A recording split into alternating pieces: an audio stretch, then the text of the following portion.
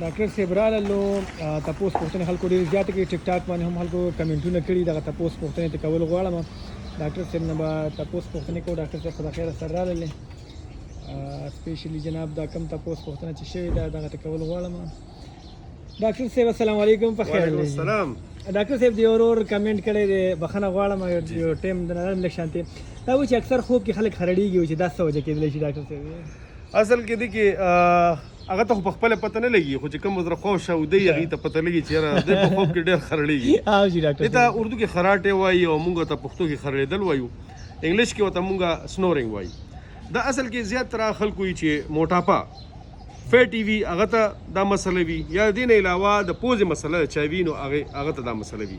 نو اول خو ته پکا چې د ENT والے سره رابطه وکي یا هومیوپیتھیک ډاکټر سره رابطه وکي چې د پوزې مسله حل شي